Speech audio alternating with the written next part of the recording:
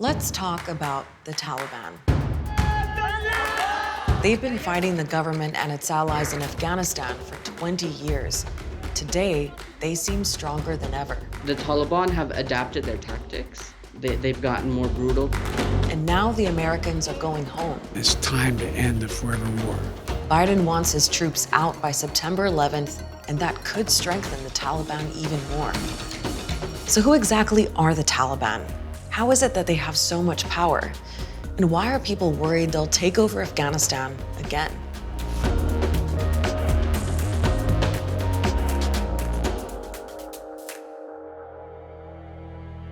To understand the Taliban, you need to know what happened in Afghanistan in the 1980s.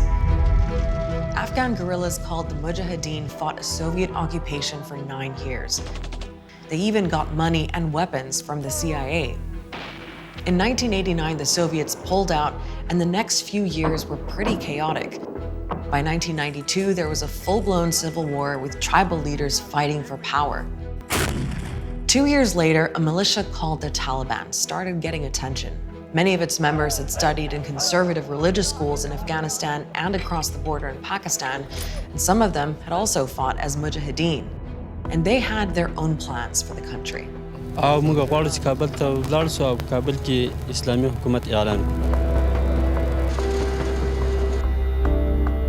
people were so frustrated with this lawlessness, and the Taliban came marching along from Kandahar to city to city to city, saying, we're gonna make the cities safe for you again. By 1996, the Taliban had seized the capital. They declared Afghanistan an Islamic emirate and started imposing their own strict interpretation of Islamic law. They were like, you can't watch movies, you can't listen to music, women can't go to school, and other than doctors, they can't go to work. You have to wear a certain type of clothes, you have to have a certain kind of beard, it just became more and more restrictive. Then 9/11 happened. The US was after al-Qaeda's leader Osama bin Laden, who was hiding out in Afghanistan with the Taliban's help. The Taliban said they wanted proof he was behind the attack, and when they refused to hand him over immediately, the Americans invaded. The Taliban will pay a price. Within a couple of months, the Taliban were forced out of power, and Afghanistan got a new interim government. 3 years later, it got a new constitution, and Hamid Karzai was elected president. While that was going on, the Taliban had regrouped. They wanted foreigners out, and they wanted back in. What followed were years of devastating conflict, and it's still going on.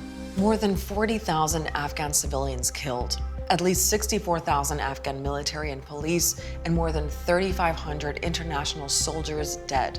The US alone has spent almost $1 trillion on the war and reconstruction projects.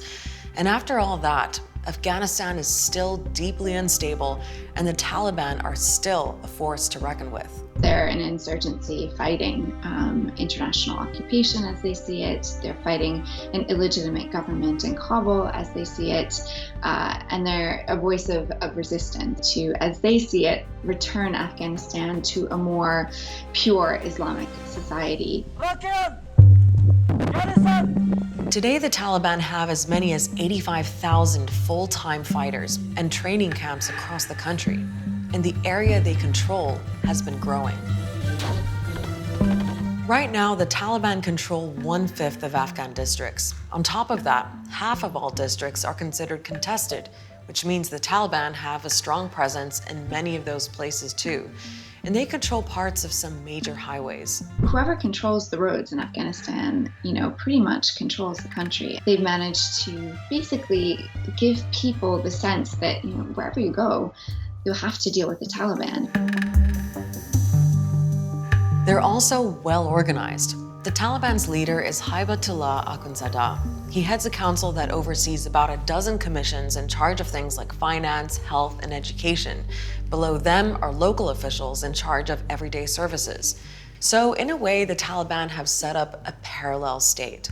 They even run their own courts, which can be pretty popular among Afghans. Justice has been a huge gap in Afghanistan, and where the state courts have failed, these Sharia courts are able to come into communities who may even be reticent to support the Taliban, but they offer justice. All that control has also made them rich. According to Taliban members and a UN committee, they make close to $1.5 billion a year. They've always made a lot of money from growing opium poppies and the drug trade, but they found even more ways to generate income. Last year, they made millions from mining and trading minerals and even producing methamphetamine. They also have their own tax collection system and receive funding from abroad, although suspected sources like Pakistan and Iran deny it. Over the years, the international community has tried to get the Taliban and the Afghan government talking, or at least to talk about talking. There was even a meeting in the Maldives at one point. And during a brief Eid ceasefire in 2018, Taliban and Afghan soldiers were seen mingling in Kabul, even praying together. But overall, peace negotiations haven't achieved much. The Ghani government has been incredibly antagonistic and sees the Taliban as a real existential threat to everything that they represent. The Taliban have been quite adamant on their demand that they want the re-establishment of their regime that was toppled by the US intervention. The question now is, what will happen when the roughly 10,000 US and NATO soldiers leave? Will the Afghan government be able to survive? And what will the Taliban do?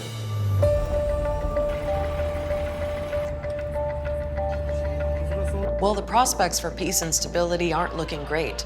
Even while peace talks have been going on, almost 1,800 Afghan civilians have been killed or injured in the first 3 months of this year. That's almost 30% more than last year. There's also been a wave of assassinations that people blame on the Taliban. Targeted killings continue. Civilian government workers, employees, but also activists and journalists. It's to make people feel less and less safe, less and less secure, to sort of send back the message repeatedly that your government is not protecting you. Afghans are already asking themselves what life might be like if the Taliban take over again. Will they rip up the Constitution, which protects basic human rights? Will women be able to travel without a male guardian? Will women be able to be judges? Will a woman be able to run for president? There's a lot that is ambiguous and unknown. In a New York Times op-ed, the Taliban tried to clear things up, saying they want to build an Islamic system where the rights of women that are granted by Islam, from the right to education to the right to work, are protected. And right now, there are some places under Taliban control where girls are in school, but not everywhere. It's really localized. I mean, in some areas, we know that the local commanders are a bit more flexible when it comes to women's education. In some areas, they are not at all. So how much support is there for the Taliban?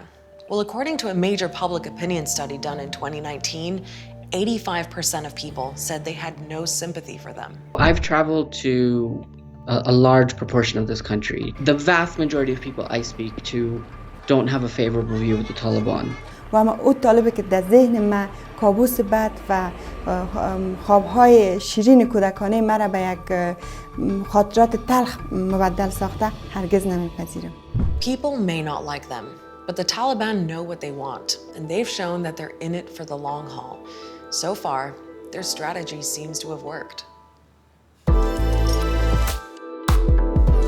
Al Jazeera is always monitoring the situation in Afghanistan and the negotiations here in Doha. So check out our website for the latest and YouTube for reports from our correspondents on the ground. I'll see you next week.